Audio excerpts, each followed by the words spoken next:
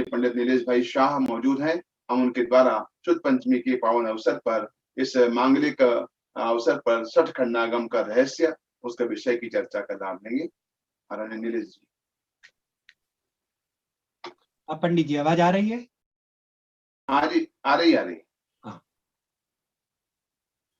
नमो अरिहंताणं नमो सिद्धाणं नमो आयर्याणं नमो उवज्जायाणं नमो लोये सर्वसाहुणम्।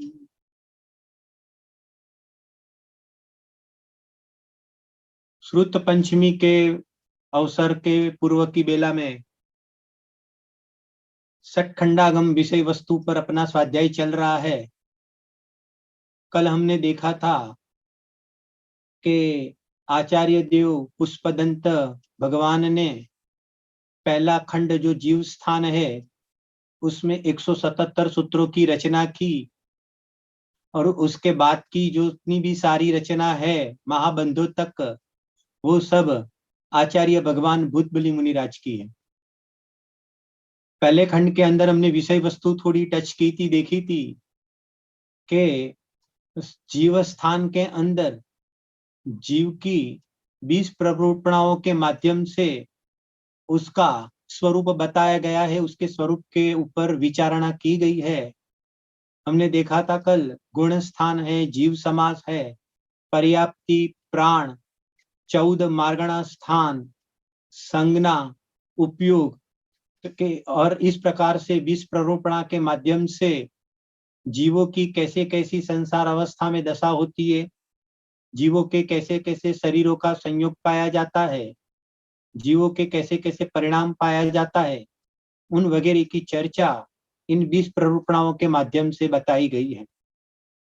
कल विषय इस प्रकार से टच किया था कि इन 20 प्ररूपणाओं को समझने की उपयोगिता क्या है जीवन में, मोक्ष मार्ग में उसका सीधा संबंध किसके साथ किस प्रकार से है, उसकी हमने थोड़ी चर्चा कल देखी थी। उपयोगिता के संबंध में गुण स्थान के बारे में भी देखी थी कि इसकी उपयोगिता किस प्रकार से है, कि बिना गुण स्थान हमें कहाँ पहुंचना है, हमारी वर्तमान में कैसी अवस्था है, कि उसका ज्ञान हुए बिना हम एक कदम भी आगे नहीं बढ़ सकते हैं। दोष को दोष जानेंगे तो दोष को दोष रूप जानने पर दोष को निकालने का पुरुषार्थ करेंगे, और जो निर्दोष दशा है, जो शुद्ध दशा है, जो स्वाभाविक दशा है, सिद्ध दशा है, वो किस प्रकार से आगे बढ़ते हुए प्राप्त होती है, उन सबका ज्ञान हमें गुण स्थानों के माध्यम से होता है। जीव समास का ज्ञान यहाँ पर कल बताया था कि जीव समास का ज्ञान चरणान्यों का पालन करने के लिए है, क्योंकि जब तक उसका ज्ञान नहीं होगा, जीवों की जाति किस प्रकार से है, 14 प्रकार के जीव समास, शॉर्ट में विस्तार में उसके बहुत है सारे भेद, तो कहते हैं कि उसके ज्ञान के माध्यम से हमारे जीवन में एक सदाचार वृत्ति रहती है, आगे जाकर अणुव्रत महाव्रत का पालन पाया जाता है। बिना अणुव्रत महाव्रत देश संयम और सकल संयम की प्राप्ति नहीं होती है, ऐसा आचार्य कल्प पंडित टोडरमल जी कहते हैं। तो इस प्रकार से सावधानी के लिए, यत्नाचार प्रवृत्ति के लिए और व्रतों को धारण करने के लिए, अनुकंपा के लिए इन जीव समासों का ज्ञान होना अत्यंत आवश्यक है। पर्याप्ति और प्राण का जो स्वरूप बताया, उसकी उपयोगिता गंभीरता लाने के लिए। पर्याप्त नाम कर्म का उदय, पुण्य का उदय है, उसमें जीव की पर्याप्तियां पूरी होने पर संगनी पंचेंद्रिय पर्याप्त जीव जो धर्म प्रकट करने के लायक होता है। तो कहते हैं कि विश्व के अंदर जीव राशि देखी जाती है तो उसमें बहुत कम जीव होते हैं, संगनी पंचेंद्रिय पर्याप्त जीव, जिसके अंदर इस जीव का नंबर लगा हुआ है, जो विकास ज्ञान का और दूसरी इंद्रियों का जो उगाड़ प्राप्त हुआ है, उसके माध्यम से ही आगे बढ़कर अपने स्वरूप को समझकर आराधना करके जीव मोक्ष मार्ग में लगकर और धर्म की प्राप्ति कर सकता है। इस प्रकार से पर्याप्ति और प्राण की क्या उपयोगिता है, उसके बारे में भी उसकी चर्चा हमने देखी। आज हम देखेंगे 14 मार्गणा। कल थोड़ा टच किया था कि गुण स्थान और मार्गणा स्थान में क्या फर्क है। तो यहाँ पर कहते हैं कि गुण स्थान एट ए टाइम, एक टाइम पर एक होगा। कोई भी व्यक्ति को, कोई भी जीव को एट ए टाइम एक ही गुण स्थान पाया जाएगा, अन्य नहीं पाया जाएगा, उसमें क्रम पड़ता है। लेकिन मार्गणा स्थान, क्योंकि मार्गणा एक साथ देखी जाती है, जीव कोई ना कोई गति में होगा, उसी समय वो कोई इंद्रिय के संयोग रूप होगा, काय होगा, त्रस होगा, एक स्थावर होगा, तो इस प्रकार से उसका भेद देखा जाएगा।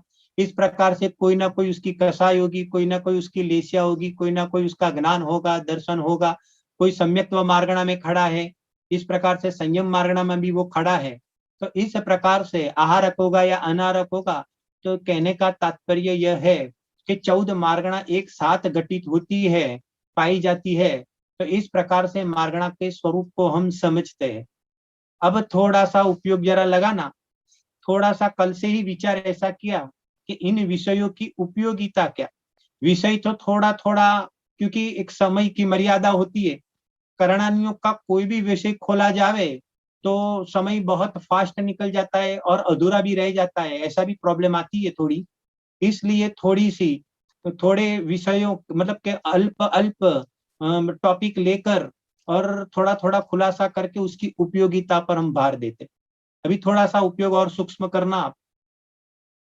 थोड़ा सा एक ध्यान देना कि ये जो सारे विषय है, वो सारे विषय आगम की शैली के विषय।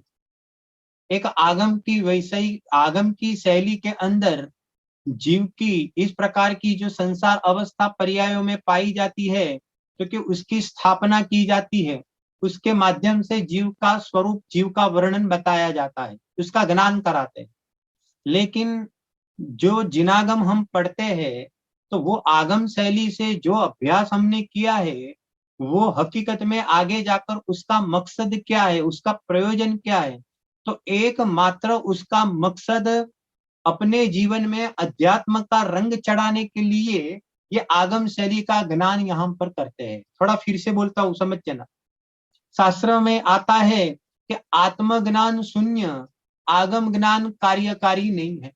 कितना भी आगम का हम ज्ञान कर लेते हैं, यहाँ धारणा ज्ञान में षटखंडागम का भी हम ज्ञान कर लेंगे, लेकिन उसमें से निष्कर्ष रूप में आकर अगर हम भेद विज्ञान की श्रेणी में नहीं आते हैं, यहाँ पर शुद्ध आत्मा का अवलंबन लेने की श्रेणी में जब तक नहीं आएंगे, तब तक कहते हैं कि मुक्ति की प्राप्ति नहीं होती है। मुक्ति की बात तो छोड़ो, सम्यक दर्शन की प्राप्ति भी इस जीव को नहीं होती है।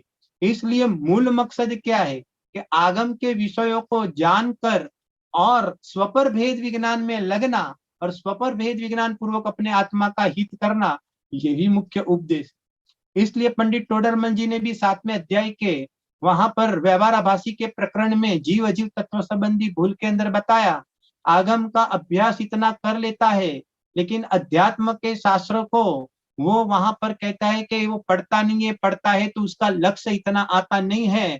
तो कहते हैं कि वो उसको प्रयोजनभूत, आगम के विषय उसको प्रयोजनभूत और कार्यकारी होते नहीं है। ये थोड़ा सा साथ में हमने बता दिया। क्यों बताया वो भी बताते हैं आपको। अभी देखना, 14 मार्गणा स्थान की चर्चा हम करते हैं कि उसका ज्ञान क्यों करना। अभी देखना, हमने आगे बताया था कि गुण स्थान का ज्ञान भी आगे बढ़ने के लिए है और मलिनता को छोड़ने के लिए है।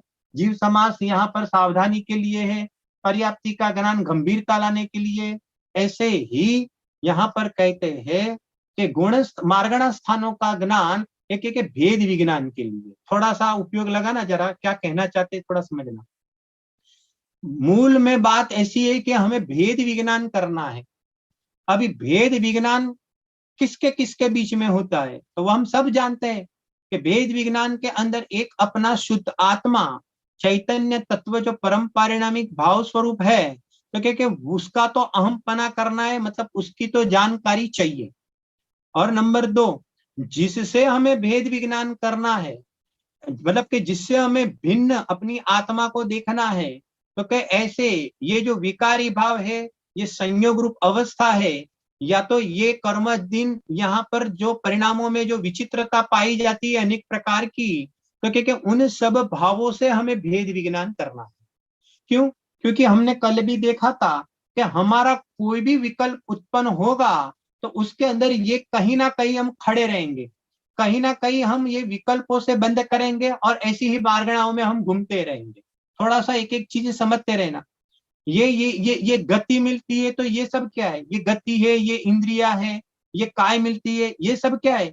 ये वर्तमान में हम कर्म का फल अवस्था के अंदर कर्म का फल हम भोग रहे हैं। कर्म का फल क्यों भोग रहे हैं? थोड़ा सा उपयोग लगाना। हकीकत में मूल में ये जो कर्म के उदय के निमित्त से ये जो भी अवस्था हमें प्राप्त होती है उन रूपी हम अपने को अनुभव कर रहे हैं, इसलिए संसार के अंदर हम इस प्रकार से कर्म का फल हम अनुभव कर रहे हैं और दुखी हो रहे हैं। मूल बात तो ये है। एक चीज हमें समझना चाहिए। तो यहाँ पर कहते हैं कि ये 14 मार्गणा जो होती है उसके जितने भी भेद प्रभेद है उससे ये जो भगवान आत्मा है, क्योंकि ये भगवान आत्मा अत्यंत न्यारी और अत्यंत भिन्न चीज है। एक एक चीज जरा समझना। एक अभी विचार आया मुझे कि जैसे 14 मार्गणा है, गति, इंद्रिय, काय, योग, वेद, कसाई, ज्ञान, संयम, दर्शन, लेस्या, भव्यत्व, सम्यक्त्व, संगनी और आहार। तो ये 14 प्रकार की जो ये मार्गणा है, आप इस प्रकार से धवला पुस्तक 2 के अंदर पूरा एक आलाप अधिकार आया हुआ है और उसके अंदर यहाँ पर कहते हैं कि ये जो 20 प्ररूपणा है ना, तो वो पहले गुण स्थान में ये 20 प्ररूपणा में क्या क्या घटित होता है, दूसरे गुण स्थान में 20 प्ररूपणा किस प्रकार से घटित होती है, इस प्रकार से 14 गुण स्थान में और सिद्ध भगवान में ये 20 प्ररूपणा कैसे घटित होती है उसका वहां पर आलाप अधिकार में उसका विषय बताया है। और फिर मार्गणा को लिया है कि मनुष्य गति के अंदर ये 20 प्ररूपणा कैसी घटित होती है, तीन गति में ये 20 प्ररूपणा कैसे घटित होगी, सम्यक्त्व मार्गणा के अंतर्गत सम्यक्त्व में ये 20 प्ररूपणा कैसे घटित होती है। जैसे कि संयम में चले जाओगे तो छेदोपस्थापना संयम के अंदर ये 20 प्ररूपणा कैसे घटित होती है। तो कहते कि इस प्रकार से पूरा विषय धवला पुस्तक 2 के अंदर ये आचार्य भगवान वीरसेन स्वामी की हमारे ऊपर कृपा है और इस प्रकार का वहां पर विषय बताया है। तो सबसे पहले तो आगम का हमें अभ्यास होना चाहिए। हम सीधे डायरेक्ट भेद विज्ञान की गाड़ी में बैठ जाते हैं, अगर काम हो जाता है तो बहुत बढ़िया है क्योंकि हमें तो इष्ट वही है, लेकिन ऐसा होता नहीं है। ये एक पद्धति है कि सबसे पहले उसको ज्ञान करे, अपनी पर्याय में ये पर्याय रूप में उसकी स्थापना करे और फिर प्रयोजन की सिद्धि के लिए उससे भेद विज्ञान करते हैं, तब जाकर सम्यक दर्शन प्राप्त होकर मोक्ष मार्ग शुरू होता है। ये एक पद्धति है। अभी अभी एक बात याद आ गई, एक बात याद आएगी कि हम नव केवल लब्धि विधान हम पढ़ाते हैं यहाँ पर। एक बात अपने पंडित जी विराग जी ने हमें ये भी बताया था कि नव केवल लब्धि पर लेना। अभी नव केवल लब्धि पर लेना मतलब क्या हुआ, एक एक यहाँ पर क्षायिक भाव ऊपर लेना। आप समझ गए कहने का मतलब। अभी 13वें गुण स्थान के अंदर अभी ये जो नव केवल लब्धि है वो कौन से गुण स्थान के अंदर ये प्रकट होती है। मतलब जैसे साइक सम्यक्त्व कहाँ पर प्रकट हुआ, क्षायिक ज्ञान कहाँ पर प्रकट हुआ, क्षायिक वीर्य कहाँ पर प्रकट हुआ, दान लाभ भोग उप। तो इस प्रकार से ये घटित कब कर पाओगे कि जब इस प्रकार से इन 20 प्ररूपणाओं का ज्ञान होगा तो ही आप और हम घटित कर पाएंगे। एक एक चीज समझना। अष्टपाहुड़ के अंदर एक चर्चा आई है बहुत सुंदर कि अर्यंत भगवान की स्थापना करना।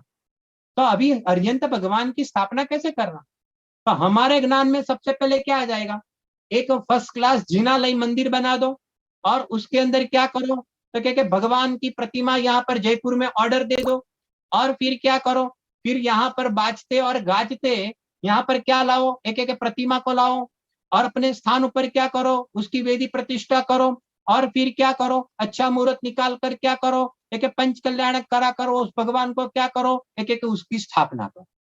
देखो सुनो, ये बिल्कुल बराबर है, बिल्कुल उचित है। स्थापना निक्षेप तो इस प्रकार से पद्धति सर होती है, लेकिन अष्टपाहुड़ में क्या कहते हैं, कुंद कुंद भगवान वगैरह क्या कहते हैं हमें, तो कहते हैं कि अर्यंत भगवान की स्थापना करना मतलब अर्यंत भगवान को ये 20 प्ररूपणा में घटित कर कर उसका ज्ञान करना, अपने चित्त में अर्यंत भगवान का इस प्रकार से ज्ञान करना, वो अर्यंत भगवान की स्थापना है। देखो एक एक चीज समझना। जैसे अर्यंत भगवान होते तो वो गुण स्थान होते नहीं होते अर्यंत भगवान में। ये एक एग्जाम्पल देते हैं फिर अपने विषय पर आते हैं, साथ में चलता है ना, तो विषय याद आ गया नव केवल लब्धि वाला। तो कहते हैं यहाँ पर अर्यंत भगवान भी है तो अर्यंत भगवान भी ये कहते हैं कि ये 13वें गुण स्थान और 14वें गुण स्थान में अर्यंत भगवान देखे जाते। अभी देखो, हम भी गुण स्थान वाले, कैसे सोचे हम आगम के विषय में से कैसे अपना मकसद निकाल देवे, कैसे प्रयोजन निकाल देवे। वो भी गुण स्थान वाले हैं, मैं भी गुण स्थान वाला हूं, लेकिन उस अर्यंत भगवान ने क्या किया, तो क्योंकि अपने को पहले पहले गुण स्थान में थे, तब ये गुण स्थान से मैं रहित हूँ, गुण स्थान से मैं न्यारा हूँ, ऐसा जब उन्होंने भी भेद विज्ञान किया तो क्या होगा कि गुण स्थान में आगे बढ़ गए। अपने को गुण स्थान वाला मानकर कभी भी कोई जीव गुण स्थान में आगे बढ़ सकता नहीं है, ये सिद्धांत है, ये अपर नियम है। अपने को गुण स्थान आती, सुनना, जैसे सिद्ध भगवान है ना, सिद्ध भगवान, तो क्या वो तो पर्याय में या गुण स्थानातीत हो गए, और ये हमारा जो भगवान आत्मा है ना, वो तो स्वभावगत गुण स्थानातीत है। तो कहते हैं कि ऐसे गुण स्थानातीत भगवान आत्मा की दृष्टि की, तो यहाँ पर उनको चौथा गुण स्थान आ गया। देखो ये पद्धति है, जैन दर्शन के अंदर आगे बढ़ने की विधि क्या है, तो क्योंकि इस प्रकार की उनकी विधि है। तो इस प्रकार से उनको पहले स्थापना किया, कभी गुण स्थान में भी है, तो जैसे कि आगे जीव समास में भी संज्ञी पंचेंद्रीय पर्याप्त जीव समास में भी पाए जाएंगे, उनकी भी 6 पर्याप्ति है, और समुद्रघात के काल में फिर अपर्याप्त अवस्था में भी इस प्रकार की अपर्याप्ति भी अपेक्षा से कही जाएगी। तो इस प्रकार से प्राण है, तो अर्यंत भगवान को कितने प्राण है, तो क्या वहां पर 4 प्राण होगा, हमो कितने प्राण है, तो क्या हमें 10 प्राण है संज्ञी पंचेंद्री को। तो इस प्रकार से घटित करना, मनुष्य गति के जीव है, त्रस जीव है, और इस प्रकार से एक एक एक एक चीज। अभी अपने पास इतना समय नहीं है, नहीं तो एक विचार आया था कि 14 गुण स्थान और सिद्ध भगवान के अंदर ये पूरा आलाप घटित करके एक एक इसका हम ज्ञान करें, कहने का मतलब अभी जो भी है कहने का मतलब, लेकिन हमें तो आगे आगे जाकर बात करनी है थोड़ी सी। तो इस प्रकार से हमारे ज्ञान के अंदर ये प्ररूपणा के माध्यम से अर्यंत भगवान के स्वरूप को समझना, तो कहते हैं कि वही अर्यंत भगवान की स्थापना कहने में आती है। चले अपने विषय पर, अभी देखना जरा, यहाँ पर बात क्या चलती थी, 14 मार्गणा की, और 14 मार्गणा का ज्ञान किसके लिए आवश्यक है, कि भेद विज्ञान के लिए आवश्यक है। अब भेद विज्ञान के लिए सबसे पहले हम इस प्रकार के स्वरूप को समझे कि ये जो हमने 20 प्ररूपण घटित की ना, तो आप घर पे जाकर पहले गुण स्थान में मनुष्य गति के अंदर ये 20 प्ररूपण घटित करना, और एक बाजू मतलब के शास्त्र को देखकर एक बाजू सिद्ध भगवान को यहाँ पर 20 प्ररूपण घटित करना। अभी सिद्ध भगवान को क्या क्या नहीं पाया जाता है, तो कहते उसका भी यहाँ पर आगम में ज्ञान कराया है, और वर्तमान में तेरी कैसी अवस्था है कि उसका भी यहाँ पर ज्ञान कराया है। अभी तू उन दोनों का मैचिंग कर, मिलान कर, हम मिलान करते हैं ना, जैसे लौकिक में भी मिलान करते, बहने साड़ी से साड़ी की मिलान करते हैं, बराबर के जवेरात का जवेरात से मिलान करते हैं। ऐसे कहते हैं कि वो भगवान और ये भगवान की भी अवस्थाओं का क्या कर तू, कि तू यहाँ पर मिलान कर, तो तुझे पता चलेगा कि यहाँ पर ऐसी दशा कैसे आ गई, और अभी तक मेरी ऐसी इस प्रकार की दशा कैसी है।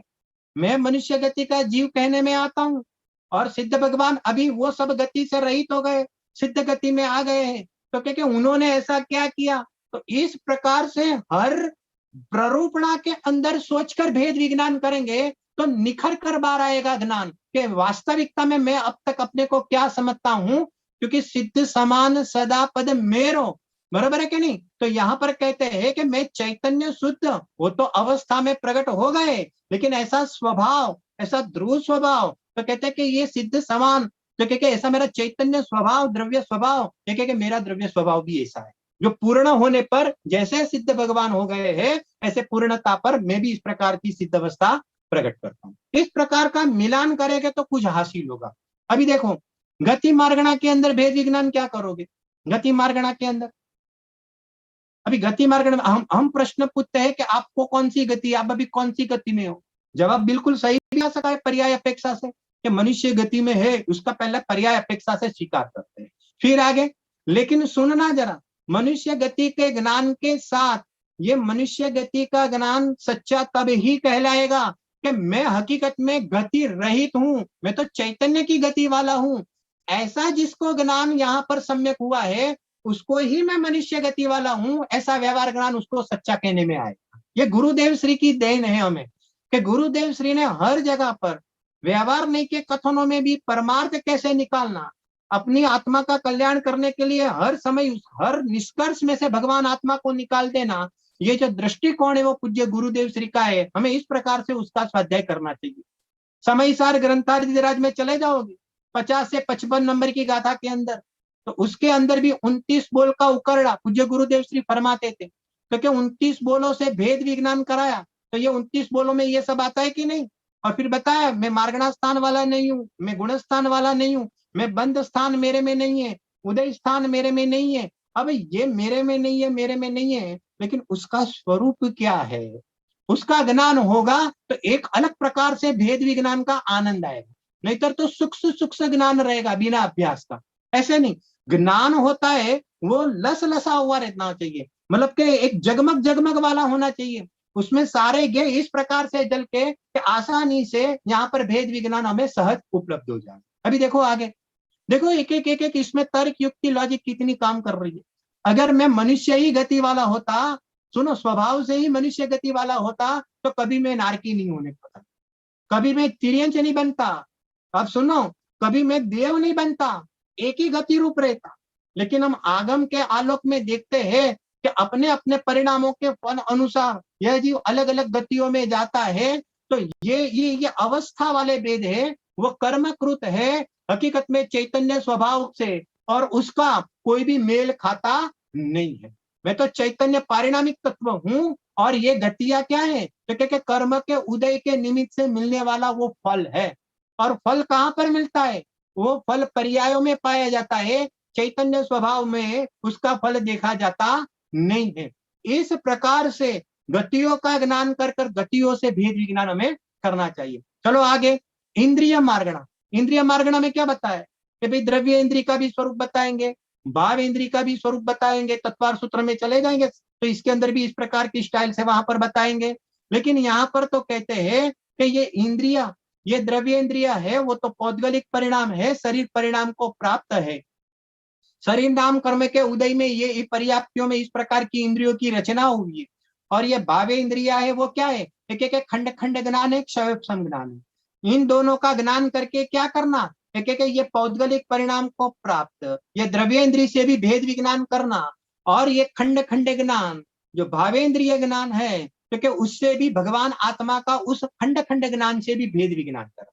क्यों, अरे वो आत्मा तो नहीं है, लेकिन अध्यात्म की शैली में देखेगा वो आत्मा के परिणाम भी नहीं है। क्यों आत्मा के परिणाम नहीं है, क्योंकि आत्मा का परिणाम कौन सा, कि जिस परिणाम में भगवान आत्मा का दर्शन होवे वो आत्मा का परिणाम है। तो कहते हैं कि अतीन्द्रिय ज्ञान, जो यहाँ पर देह से भिन्न भगवान आत्मा विराजमान है, उसका लक्ष्य करके जो अतीन्द्रिय ज्ञान जो प्रकट होता है वो तो आत्मा की जात का है। लेकिन ये जो खंड खंड ज्ञान है, तो कहते हैं कि वो आत्मा की जात का नहीं है, क्योंकि उसमें पर की प्रसिद्धि होती है, मेरे भगवान आत्मा की प्रसिद्धि होती नहीं है। इस प्रकार से भेद विज्ञान करना, एक एक चीज समझना। देखो आगम शैली में तो वो खंड खंड ज्ञान भी आत्मा का ही है, कोई पुद्गल का नहीं है। ये विवेक तो हम सब रखते ही है और रखना चाहिए। ऐसा नहीं कि पुद्गल में स्पर्श रस गंध वर्ण ऐसे वो खड़ा होता है पुद्गल के अंदर, ऐसा बिल्कुल अतिरेक मत करना, नहीं तो मिथ्या ज्ञान का दोष लग जाएगा। जो है वो उसकी अवस्था में है, लेकिन वो उसका त्रिकाल स्वभाव नहीं है। इस प्रकार से यहाँ पर भेद विज्ञान करना।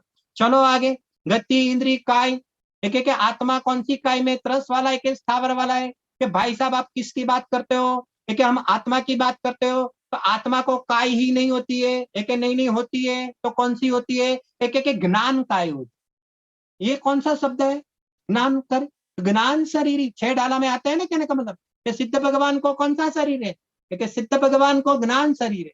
तो मेरे को कौन सा शरीर है, एक मेरा शरीर है कि नहीं, एक है, लेकिन कौन सा शरीर है, एक मेरा ज्ञान शरीर है। इस प्रकार से काय से भेद विज्ञान करना, वो काय मार्गणा की सार्थकता है।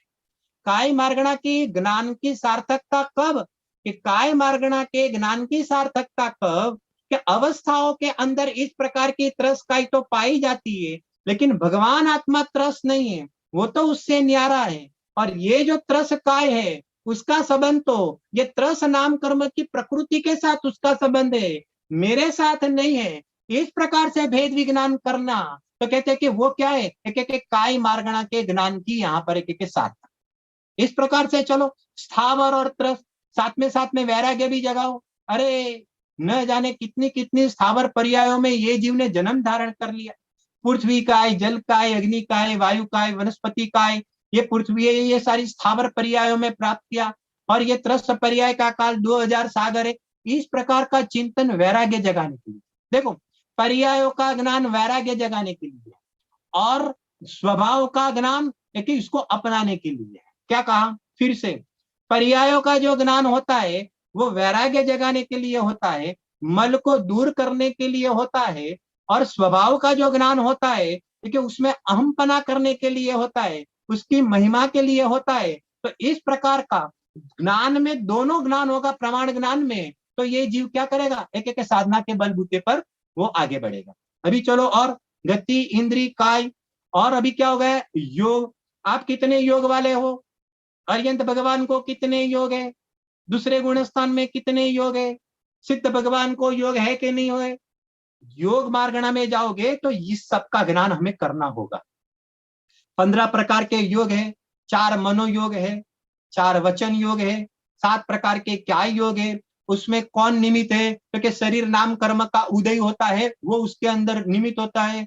और उसके कारण क्या होता है, एक एक योग के कारण यहाँ आत्मा के प्रदेशों में क्या होता है, कंपन होता है। बराबर, ठीक है। अभी देखना, सुनना, तो ये तो हमने पूरा ज्ञान कर दिया।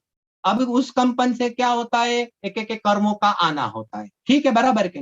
अभी देखो यहाँ पर अयोगी कौन है, तो हमें तुरंत कौन नजर आएगा, अयोगी में कौन नजर आएगा, तो अयोगी के अंदर हमें कौन नजर आएगा, क्योंकि 14वें गुण स्थान वर्ती अर्यंत भगवान हमें अयोगी नजर आएगा। और कौन अयोगी नजर आएगा, क्योंकि हमें सिद्ध भगवान हमें अयोगी के रूप में हमें नजर आएगा। ठीक है, और कौन ये नजर आएगा, ठीक है, नहीं 1 से 13 तो एक योग है, लेकिन ये भगवान आत्मा कहाँ चला जाएगा। देखो हमारा दृष्टिकोण, हम सब पर्यायों में तो घटित करते आए हैं, लेकिन अपना ध्रुव स्वभाव ही छोड़े हुए हैं। अरे भाई साहब, ये आत्मा के अंदर, मुझे गुरुदेव श्री के प्रवचन में है 47 शक्तियों के, एक एक निष्क्रियत्व नाम की शक्ति है भगवान आत्मा में, एक एक निष्कंप उसका स्वभाव है। अनादि से आज तक एक भी परमाणु को उसने ग्रहण किया ही नहीं है। एक एक क्यों, कैसे नहीं किया है, एक निष्कंप अवस्था का स्वभाव, निष्कंप अवस्था अलग, जो निष्कंप अवस्था है सिद्ध भगवान की वो बात अलग है। लेकिन यहाँ पर कहते हैं कि निष्क्रियत्व शक्ति है, जो मेरा जो द्रव्य स्वभाव है, तो क्या चलाचल चंचल पना से, कंपन पने से क्या रहित मूल जो स्वभाव, और जो कंपन पना देखा जाता है वो अवस्था में देखा जाता है। शरीर नाम कर्म का उदय का फल अवस्था में देखा जाएगा, और मेरा जो चैतन्य स्वभाव है वो तो ऐसा का ऐसा स्वभावगत अयोगी है। एक ऐसे अयोगी स्वभाव की दृष्टि करना, तो इसमें योग मार्गणा के ज्ञान की सार्थकता। देखो तो सही, एक बात याद आ गई, थोड़ा सा ध्यान देना।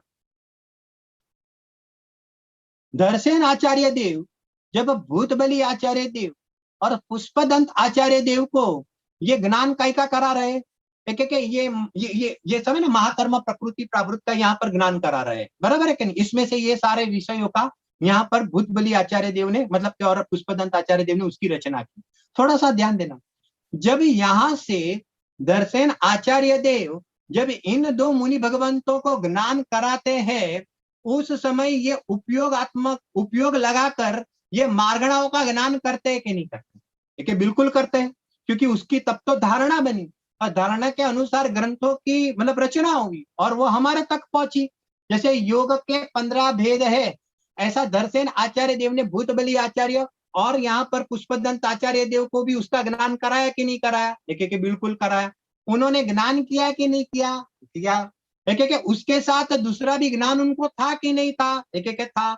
एक कौन सा था, एक मैं निष्क्रिय शक्तिवान हूं, मैं चैतन्य स्वभाव स्वरूप हूँ, मैं परम परिणामिक भाव स्वभाव स्वरूप हूँ। क्या आपको मालूम है, 6ठे गुण स्थान में ये तीन आचार्य पढ़ने का और पढ़ाने का काम करते हैं।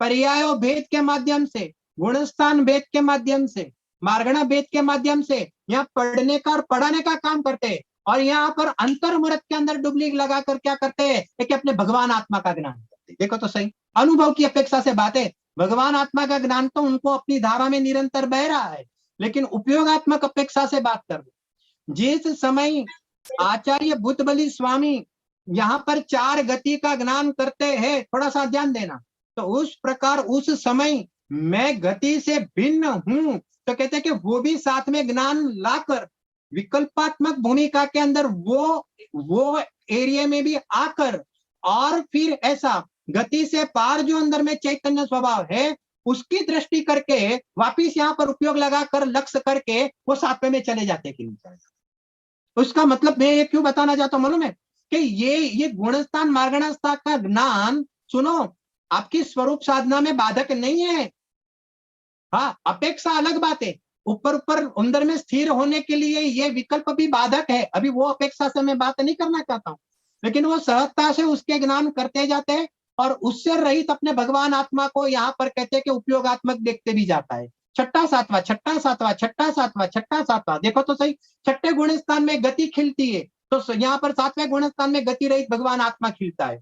छठे गुण स्थान में योग खिलता है, तो यहाँ पर सातवें गुण स्थान में योग रहित भगवान आत्मा दिखता है। छठे गुण स्थान में लेसिया खिलती है, तो यहाँ लेसिया से रहित भगवान आत्मा दिखता है। छठे गुण स्थान में कसाई खिलती है, तो यहाँ सातवें गुण स्थान में कसाई से रहित भगवान आत्मा दिखता है। देखो तो क्या क्या गजब की कमाल है, आपने देखा कभी, कहने का मतलब जरा भी यहाँ पर धारणा ज्ञान में भूल पड़े नहीं और भगवान आत्मा को भूले नहीं।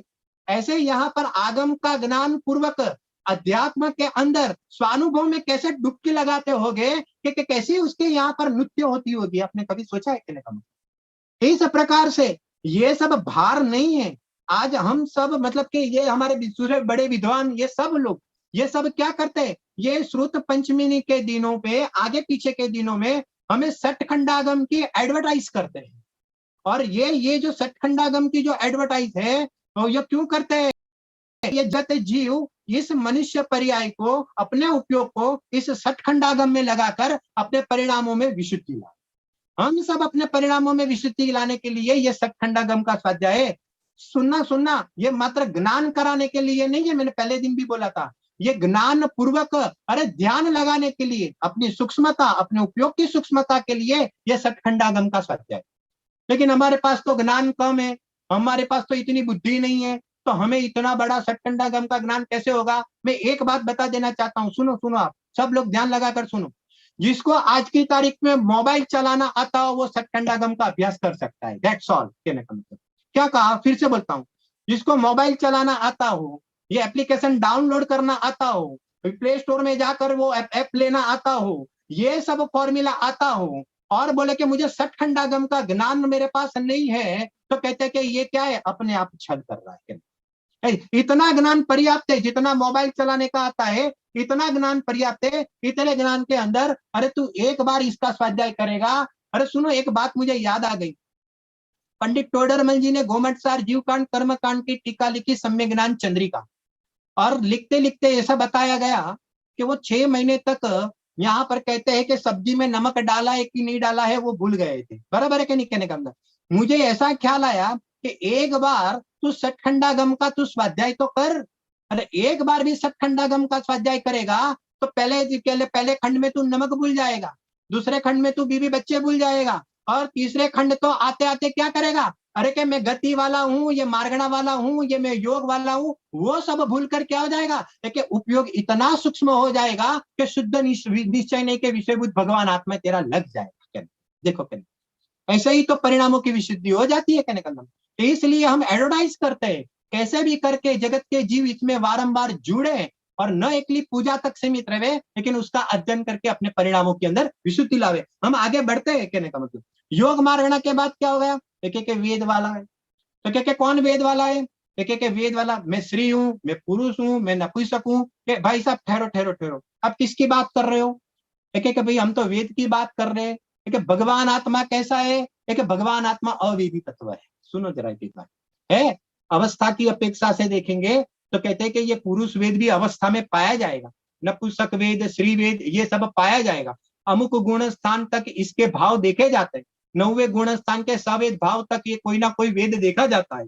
इसके बाद अपगत वेदी होते हैं, आगे के जो गुण स्थान है वो सब अपगत वेदी के हैं, मतलब वहां पर वेद नहीं है। लेकिन भगवान आत्मा में तो अनादि से वेद नहीं है, ये बताना है हमें। अवस्था की दृष्टि से देखा जावे तो वेद और अभेद पढ़ते हैं, लेकिन यह स्वभाव की दृष्टि से देखा जावे तो अनादि से अनंत काल में भगवान आत्मा में कभी भी कोई भेदभाव ने उत्पत्ति की नहीं। ऐसा अवेदी भगवान आत्मा का निर्णय करना एक एक वेद मार्गणा जानने की यहाँ पर सार्थकता है। हमारा समय भागता जा रहा है, हम और आगे बढ़ेंगे। कसाई मार्गणा, देखो एक एक एक एक चीज क्या बताई, इतना अद्भुत विषय आचार्य नेमिचंद, सिद्धांत चक्रवर्ती, हमारे भूत बलि मुनिराज, दर्शन आचार्य, इन सब लोगों की इतनी अनंत अनंत कृपा है कि साथ में सिद्ध भगवान का स्वरूप क्या, अकसाई वो सिद्ध भगवान का स्वरूप है, और ये संसारी जीवों का क्या स्वरूप है। गुणस्थान प्रमाण जहां जहां जो जो घटित होती है वो 10वें गुणस्थान तक, वो सारी क्रोध मान माया लोभ इत्यादि वगैरह कसाई है। कसायों का ज्ञान क्यों करना, कसायों का ज्ञान क्यों करना, कसायों का अभाव करने के लिए करना, बराबर है, ठीक है। अभी कसायों का अभाव कैसे होगा, ये एक ही पद्धति है, एक ही स्टाइल है। अपने को कसाई रहित देखो, कसाई के काल में भी अपने को कसाई रहित देखना। देखो ये बढ़िया है, कसाई का अभाव तभी होगा जब अपने को कसाई रहित देखोगे, और जैसे ही कसाई रहित देखोगे तब से कसाई रहित होने की शुरुआत हो जाएगी, और एक समय ऐसा हो जाएगा कि आपका कसाई मार्गणा के अंदर अकसाई वाला स्थान है सिद्ध भगवान का, मतलब जहां पर भी जो भी है, कहने का मतलब यहाँ 10वें के ऊपर किसी को भी कसाई नहीं है, तो कहते हैं कि वो स्थान में उसके ऊपर के शीर्ण कसाई शब्द का प्रयोग करेंगे।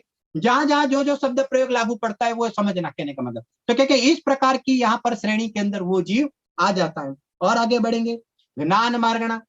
अभी हमारे पास कितने ज्ञान है, अवस्था की अपेक्षा से देखेंगे तो देखो, ज्ञान मार्गणा का स्वरूप हम समझेंगे तब पद्धति सर समझेंगे हम कि कुमति ज्ञान और कुश्रुत ज्ञान, क्योंकि कुमति तो कु अवधि ज्ञान ये मिथ्या दृष्टि को पाया जाता है, मति श्रुत ज्ञान अवधि ज्ञान और मन पर्याय ज्ञान, यहाँ पर जो शब्द प्रयोग करेंगे तो क्या वो सम्यक दृष्टि को देखा जाएगा, मन पर्याय ज्ञान तो भावलिंगी दिगंबर संत को देखा जाएगा, और केवल ज्ञान किसको देखा जाएगा कि केवली भगवान को केवल ज्ञान देखा जाएगा, बराबर है कि। अब जब दोबारा प्रश्न पूछते हैं कि इन सब में मैं कहां आता हूं, एक ही स्टाइल है आज की तारीख में, तो एक ही स्टाइल है। देखिए कि यहाँ पर सुनो, मैं ज्ञान वाला नहीं हूं ऐसा नहीं बोलना है, मैं ज्ञानमय हूं, मैं ज्ञान स्वभाव रूप हूं, मैं परम पारिणामिक भाव स्वरूप हूं। ये जो मति ज्ञान श्रुत ज्ञान ये तो स्वयं रूप अवस्था है, और ये केवल ज्ञान है वो क्षायिक रूप अवस्था है। एक स्वयं रूप अवस्था वो मेरा स्वभाव नहीं, और ये जो क्षायिक अवस्था है हालांकि वो मेरा स्वभाव तो है, मेरी जाति का तो है, लेकिन वो एक समय की अवस्था वाला है। मेरा जो परम पारिणामिक लक्षण है, थोड़ा ध्यान देना, उपयोग लगाना, मेरा जो परम पारिणामिक भाव लक्षण है तो कहते हैं कि वो क्षायिक भाव के अंदर आता नहीं, केवल ज्ञान के अंदर वो मेरा लक्षण बैठता नहीं है। और इसलिए देखो, केवल ज्ञान में जो ज्ञानपना है वो तो पारिणामिक रूप है, लेकिन केवल ज्ञान वाली जो मतलब की व्यवस्था है, मतलब के वो कर्म के अभाव में, ये पांचों ज्ञानावरणी कर्म की प्रकृति के अभाव में जो केवल ज्ञान प्रकट हुआ है तो कहते हैं वो क्षायिक भाव रूप है, लेकिन इसमें जो जानना है देखिए वो पारिणामिक रूप है, और उसमें मेरा भगवान आत्मा विराजमान है वो परम पारिणामिक। इस प्रकार से ये ज्ञान मार्गणा के अंदर भी हर एक ज्ञान के अंदर वर्तमान में भलो कुमति कुश्रुत हो तो उसके बावजूद भी अंदर में मेरा ज्ञान स्वभाव बैठा हुआ है, ऐसे यहाँ कुमतिपना कुश्रुतपने की दृष्टि छोड़कर और ज्ञान स्वभाव की दृष्टि कर पर्याय में सम्यक दर्शन की प्राप्ति होवे तो ये ज्ञान मार्गणा समझने की सार्थकता है। ये बात है, ये हमें ऐसा लगता है कि ये इतना सारा पढ़ना, इतना सारा नहीं, आप पढ़ते ही हो, प्रत्येक समय आप इस प्रकार से अनुभव करते हो, और करना क्या है, खाली नजरिया बदलना है।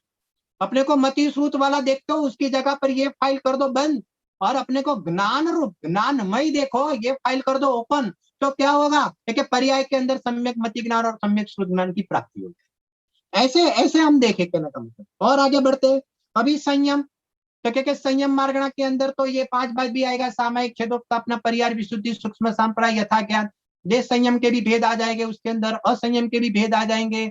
यहाँ पर सिद्ध भगवान की क्या पोजीशन है, अनुभव शब्द प्रयोग आया वहां पर शास्त्र में, इसका अर्थ क्या कि सिद्ध भगवान तो संयम और असंयम के भेद से पार है, मतलब उन विकल्पों से रहित है। अनुभव का अर्थ ये है, सिद्ध भगवान में संयम नहीं पाया, चारित्र पाया जाता है, वो एक पूरा अलग विषय है, हम इसको टच नहीं करते फिलहाल, लेकिन कहते हैं कि वो संयम के भेद या संयम उसको देखा जाता नहीं है। इस प्रकार से धवला में भी चर्चा आई है, ठीक है, मैं तो अनादि अनंत चारित्र गुणमय, देखिए एक चारित्र गुण वाला नहीं लेकिन अनंत गुणों का अखंड अभेद एक चैतन्य स्वभाव आत्मा हूं। ऐसी दृष्टि और ऐसी स्थिरता करने पर परिणति में क्या प्रकट होता है? देखिए परिणति के अंदर संयम भाव प्रकट होता है। इस प्रकार की चर्चा है। आगे लेस्या, सिद्ध भगवान को बुलाओ, जब भी तकलीफ पड़े तब सिद्ध भगवान को सामने रखो। तो क्या ये कृष्ण लेस्या, घड़िक में मेरी कसाई मंद हो गई तो ये मैं पीत लेस्या, और मंद हो गई तो पद्म लेस्या वाला, हो मैं कभी कभी शुक्ल लेस्या वाला। अरे भले आदमी, ये लेस्या है ना, वो सब तो विकार है।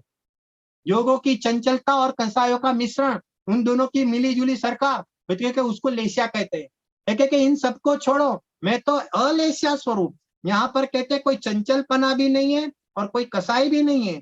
ऐसा जो भगवान आत्मा है वो स्वभावगत अलेस्या स्वरूप है। ऐसे स्वभाव की दृष्टि करना वही लेस्या मार्गणा के ज्ञान की सार्थकता है। अब सम्यक्त्व भव्यत्व मार्गणा, समय मेरा हो चुका है। भव्यत्व मार्गणा, सम्यक्त्व मार्गणा, संगनी मार्गणा, आहार मार्गणा, बहुत सारी बातें हैं, देखेंगे कभी। कहने का मतलब इस प्रकार से हर अवस्थाओं में भी रहते हुए भी उन अवस्थाओं से भी अलग, अलिप्त, ऐसा जो मेरा चैतन्य स्वभाव है, ऐसे भगवान आत्मा की दृष्टि पर करने पर क्या होगा? भगवान आत्मा की दृष्टि करने पर क्या होगा? एक समय ऐसा आएगा, अरे जब समय आएगा तब तो आएगा, सिद्ध भगवान दशा प्रकट होगी तब तो होगी, लेकिन उसके पहले ये मार्गणाओं में भी क्या फेरफार हो जाएगा, उसकी चर्चा हम विशेष करेंगे। ठीक है, आज का समय यहाँ पर समाप्त हो गया। जय जी। अभी हम सब लोग